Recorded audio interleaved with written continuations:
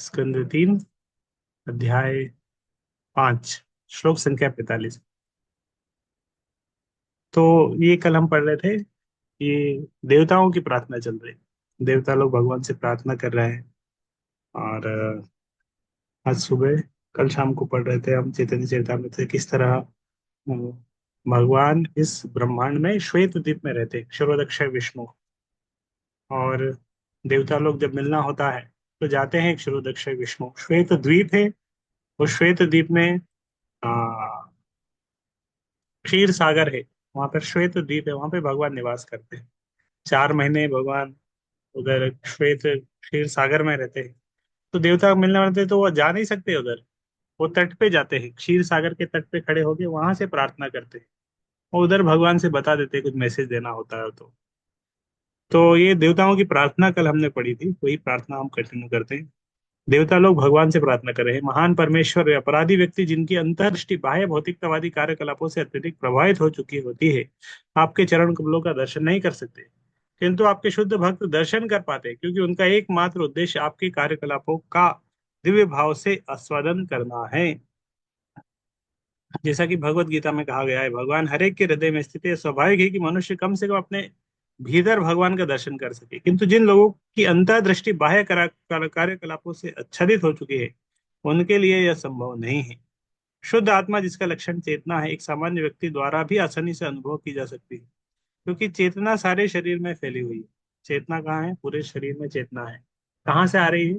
आत्मा से आ रही है। जैसा कि भगवत गीता में संस्तुति की, वो आत्मा कहाँ पर है? वो हृदय में है। वो आत्मा हृदय में आत्मा है, उसके कारण पूरे शरीर में चेतना आ रही है।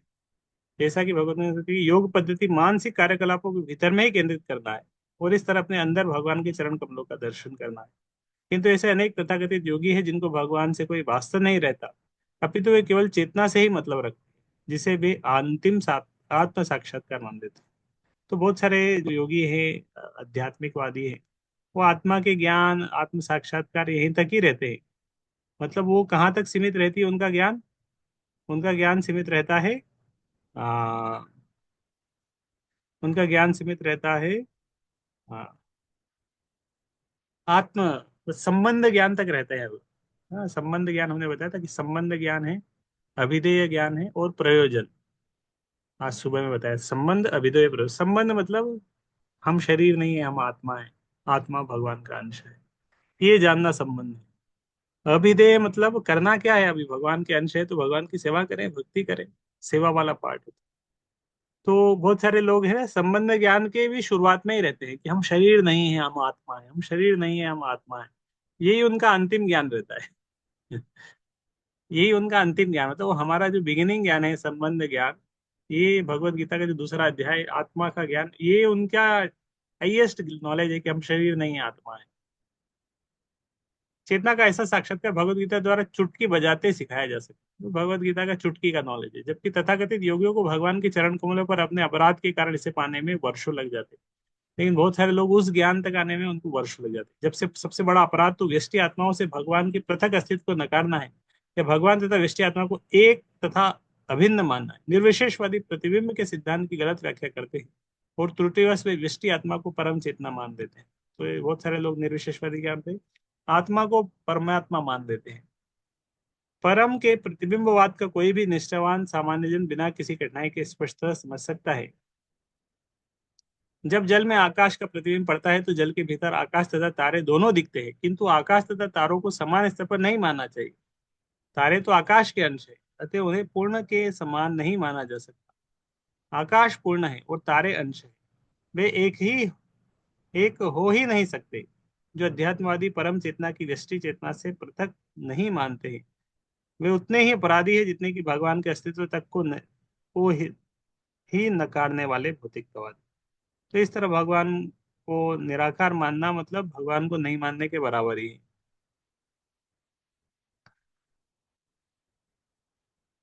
मतलब वो भी अपराधी है।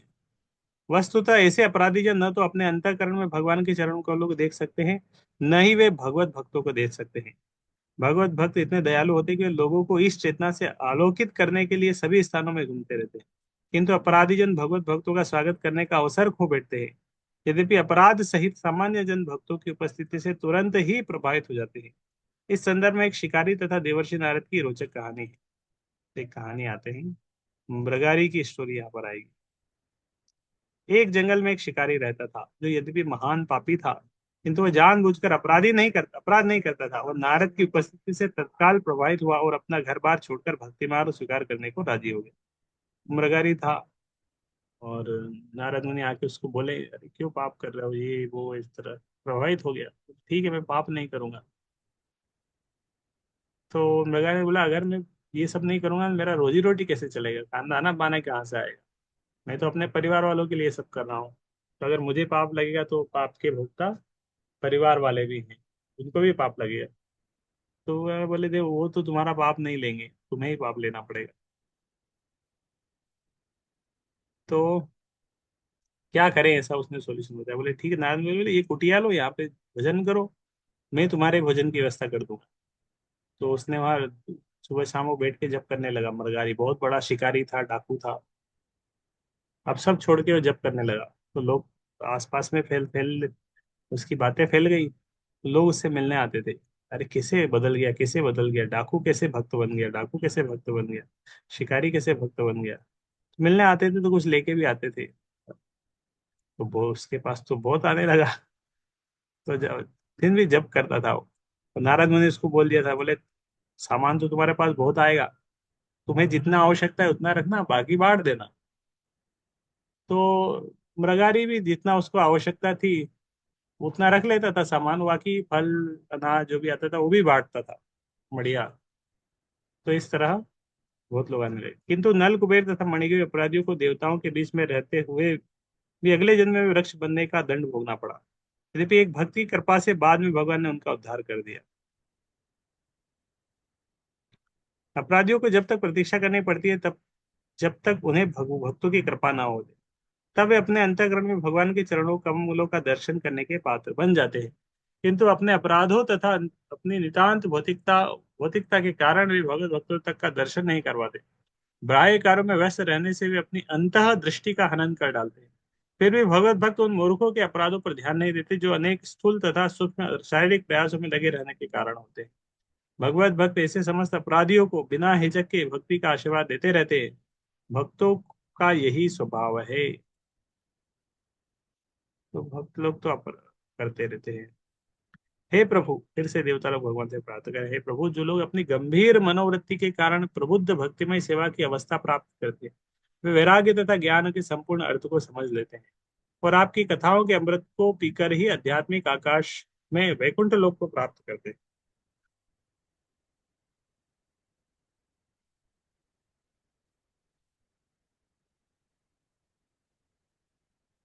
तो देवताओं की प्रार्थना है, निर्विशेषवादी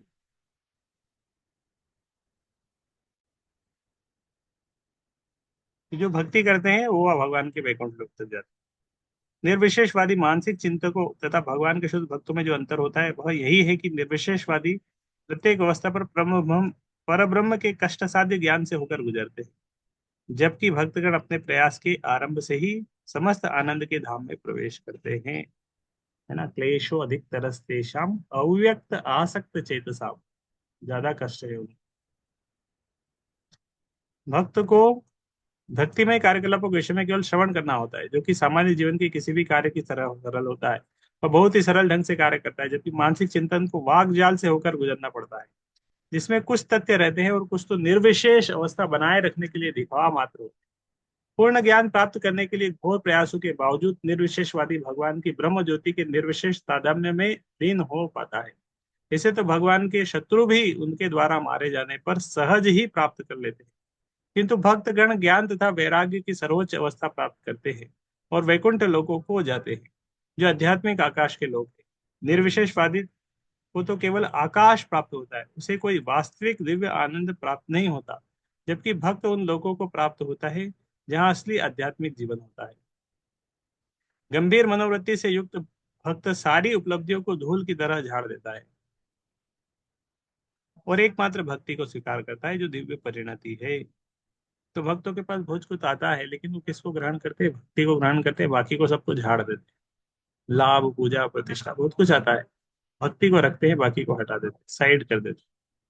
जिस तरह चैतन्य चरितमृत में आएगा ये सब, कि जब हम, ये भक्ति लता इसको बोलते हैं, भक्ति एक पौधे के समान है।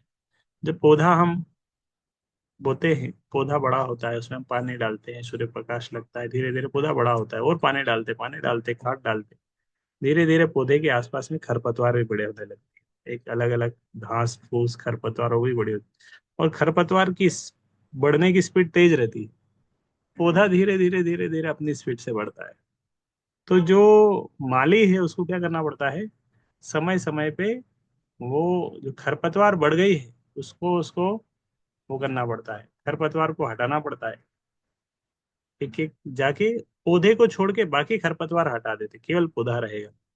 उससे पौधे की वृद्धि भी बढ़ती है तेजी से। तो हमें क्या करना चाहिए, भक्ति को छोड़ के भक्ति के अलावा जो चीजें हैं उनको साइड करना चाहिए।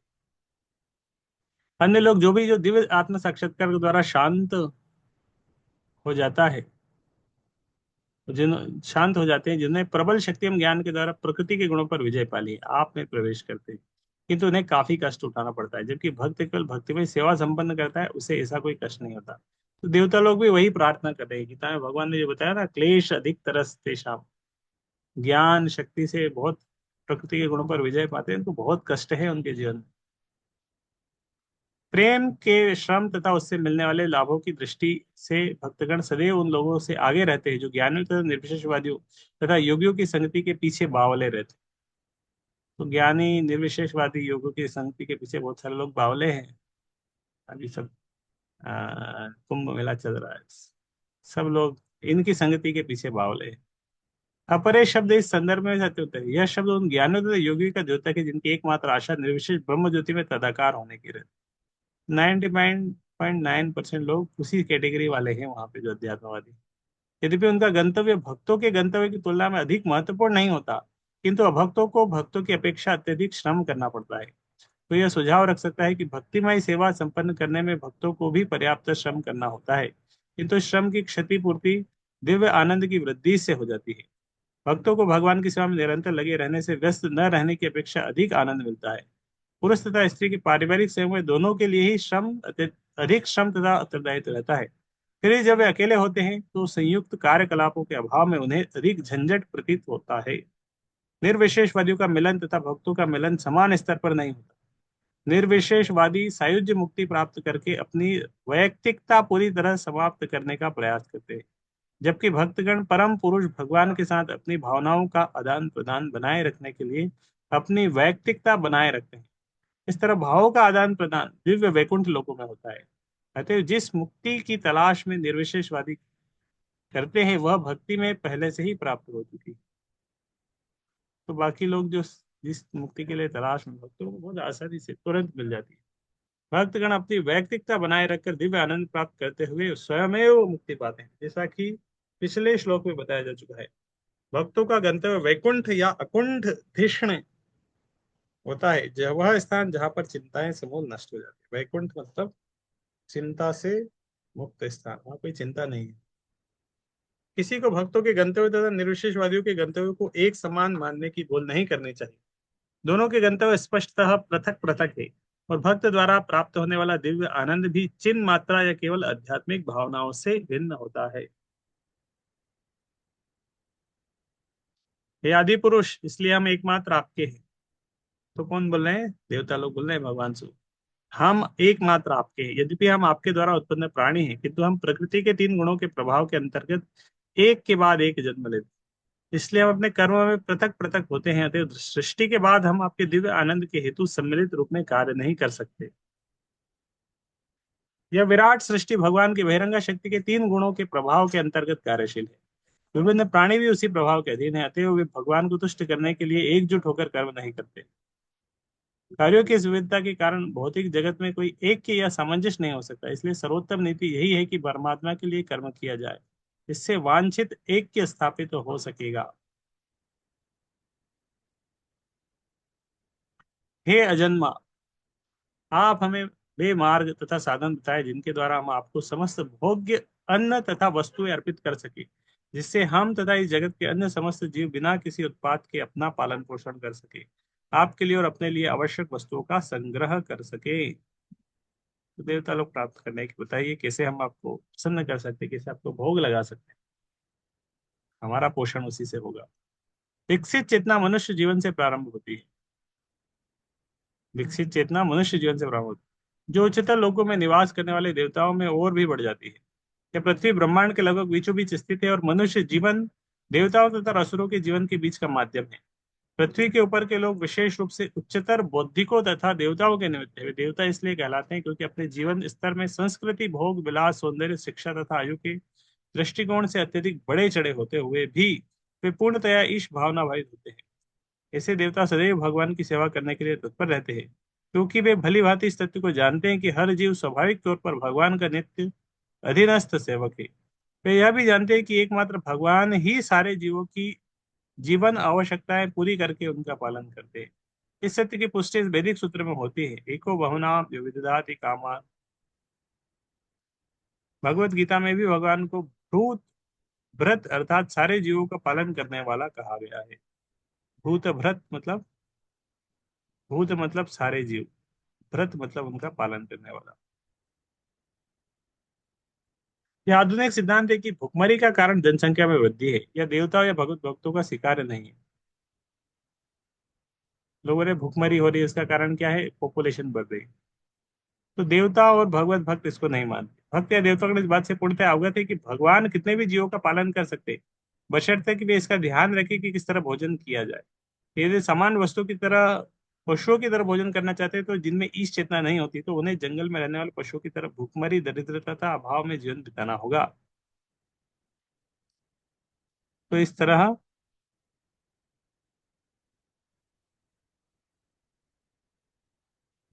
जंगल के पशुओं का भी पालन भगवान की रुचियों को भोजन प्रदान करके करते हैं।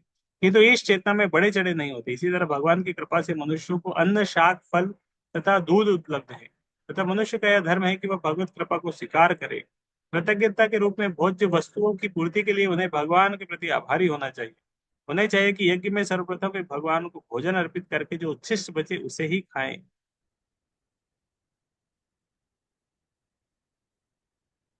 भगवत गीता में इसकी पुष्टि हुई कि जो व्यक्ति यज्ञ संपन्न करने के बाद भोजन ग्रहण करता है वह शरीर तथा आत्मा के समुचित पालन पोषण हेतु असली भोजन करता है। किंतु जो व्यक्ति अपने लिए भोजन करता है और कोई यज्ञ नहीं करता, वो भोजन के रूप में पाप के ग्रास ही खाता है। ऐसा पापमय जीवन, पापमय भोजन किसी को सुखी या अभाव से मुक्त नहीं बना सकता। अकाल या दुर्भिक्ष जनसंख्या वृद्धि के फलस्वरूप नहीं होता, जैसा कि अल्पज्ञ अर्थशास्त्री सोचते हैं। जब मानव समाज जीवों के पालन हेतु भगवान द्वारा दिए गए उपहारों के प्रति कृतज्ञ रहता है, तब समाज में किसी तरह का अभाव नहीं रह पाता। किंतु जब लोग भगवान के ऐसे उपहारों का आंतरिक मूल्य नहीं समझते, तो उन्हें निश्चय ही अभाव है। भगवान ने इतना कुछ दिया है, हम उसके प्रति, उनके प्रति कृतज्ञ नहीं रहते। तो कृतज्ञ होना चाहिए। कृतज्ञता व्यक्त करने का तरीका है भगवान को भोग लगाना। जो व्यक्ति ईश ईश भावना भावित नहीं है, ईश भावना भावित मतलब कृष्ण भावना, भले ही वह अपने विगत पुण्य कर्मों के फलस्वरूप संप्रति ऐश्वर्यमय जीवन बिता ले, किंतु यदि वह ईश्वर के साथ अपने संबंध को भुला देता है तो उसे शक्तिशाली भौतिक प्रकृति के नियमों द्वारा निश्चय ही भुखमरी का सामना करना पड़ता है। ईश भावना भावित हुए बिना अथवा भक्तिमय जीवन के बिना मनुष्य शक्तिशाली भौतिक सृष्टि की दृष्टि से बचकर नहीं निकल सकता।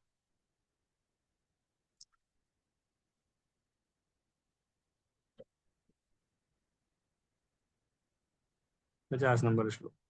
आप समस्त देवताओं तथा उनकी विभिन्न कोटियों के आदि साकार संस्थापक है, फिर भी आप सबसे प्राचीन हैं और अपरिवर्तित रहते हैं। हे प्रभु, आपको न तो कोई उद्गम है, न कोई आपसे श्रेष्ठ है।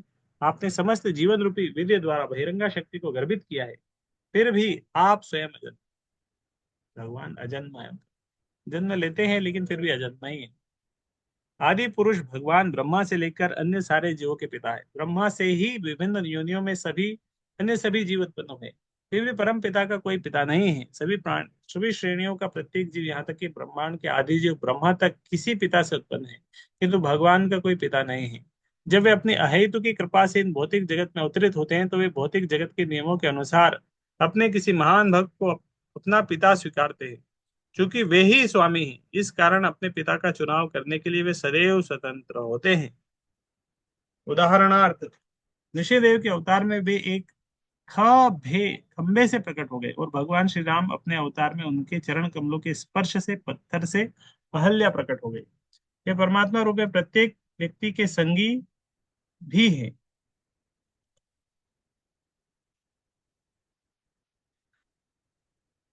किंतु वे अपरिवर्तित रहते हैं। भौतिक जगत में जीव तथा अपना शरीर बदलता है, किंतु भगवान इस जगत में होते हैं तो भी सदा अपरिवर्तित ही रहते हैं। यही उनका विशेष अधिकार है।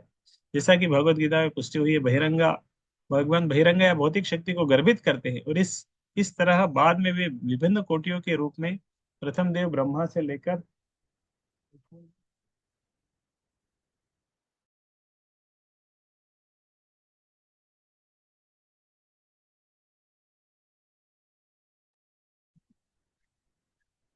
जीवों की समस्त कोटियां ब्रह्मा तथा बहिरंगा शक्ति द्वारा उत्पन्न की जाती, किंतु भगवान हर एक के आदि पिता है। भगवान के साथ प्रत्येक जीव का संबंध पुत्र पिता के रूप में होता है, सम स्तर का नहीं। कभी कभी प्रेम में पुत्र पिता से बढ़कर होता है, किंतु पिता तथा पुत्र का संबंध श्रेष्ठ तथा अधीनस्थ का होता है। प्रत्येक जीव चाहे वह कितना ही बड़ा क्यों ना हो जाए, यहाँ तक कि ब्रह्मा तथा इंद्र जैसे देवता क्यों ना हो, परम पिता का नित्य अधीनस्थ सेवक होता है। महत्व तो सिद्धांत प्रकृति के सारे गुणों का जनक स्रोत है। सारे जीव भौतिक प्रकृति माता द्वारा प्रदत्त शरीरों के साथ भौतिक जगत में अपने पूर्व कर्म के अनुसार जन्म लेते हैं। यह शरीर भौतिक प्रकृति का उपहार है, किंतु आत्मा मूलतः परमेश्वर का अंश होता है। शरीर किससे बना है? भौतिक प्राकृतिक तत्वों से, पृथ्वी जल अग्नि वायु आकाश। आत्मा क्या है? भगवान का अंश। दोनों मिल गए हैं अभी, अलग भी हो जाएंगे एक समय। मृत्यु होगी, आत्मा फिर से अलग कोई शरीर ले लेगी, और ये अभी ये वाला भौतिक शरीर फिर से यहीं रह जाएगा।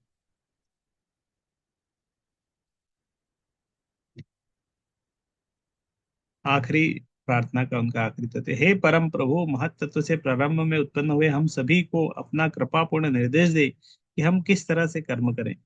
कृपया कृपया हमें अपना पूर्ण ज्ञान तथा शक्ति प्रदान करें, जिससे हम परवर्ती सृष्टि के विभिन्न विभागों विभागों में सेवा कर सके। तो देवता लोग प्रार्थना कर रहे हैं कि भगवान ने देवताओं को क्या अलग अलग डिपार्टमेंट दे के रखे हैं, अलग अलग विभाग दिए हैं, बड़े बड़े department, light department, water department, education department. तो ज्ञान और शक्ति के लिए बोल रहे थे कि अब बड़ा रिस्पॉन्सिबिलिटी दिए, आप हमें ज्ञान दीजिए, शक्ति दीजिए, जिस तरह हम ये डिपार्टमेंट चला सके, और आप हमें निर्देश करिए किस तरह हमें कर्म करना है।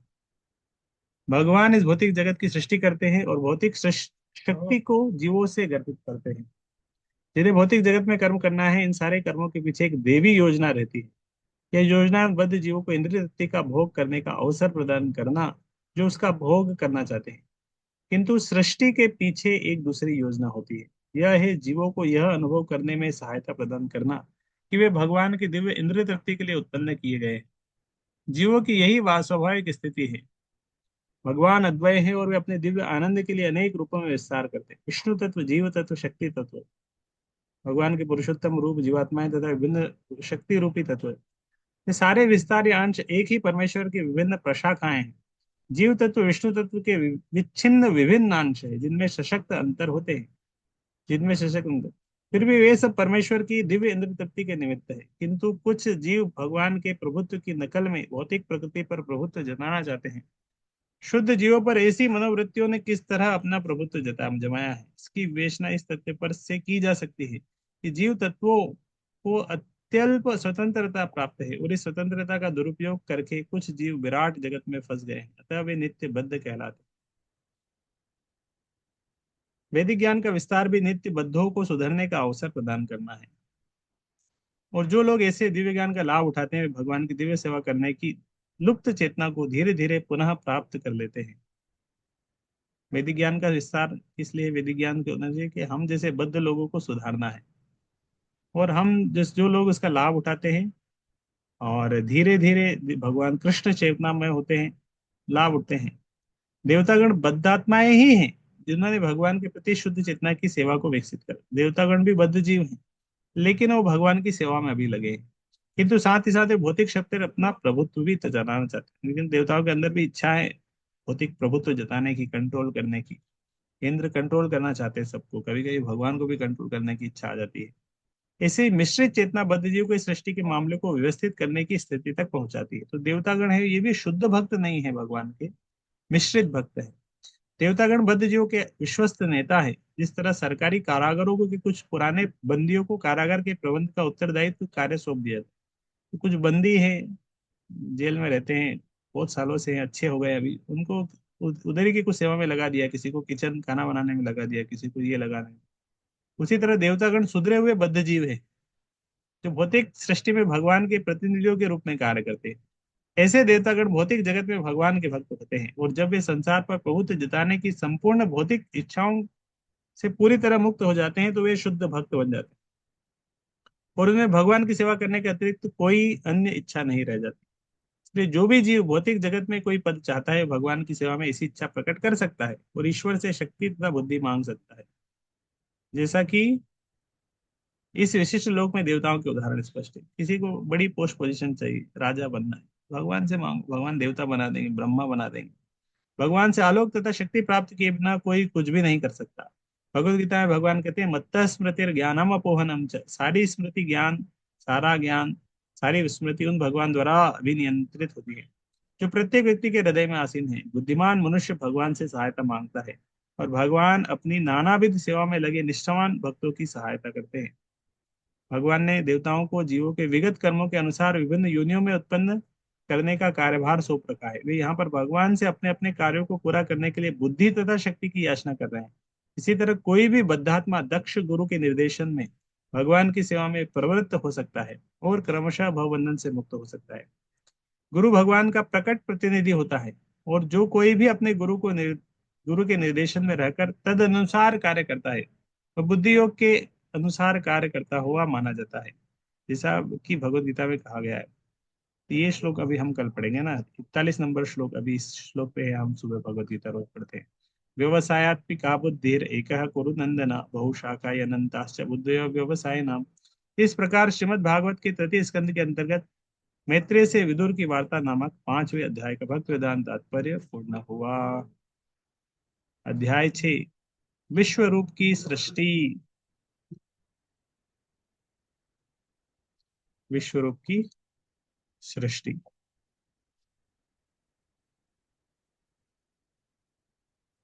5 मिनट का ब्रेक लेते हैं, उसके बाद हम ये वाला अध्याय शुरू करेंगे।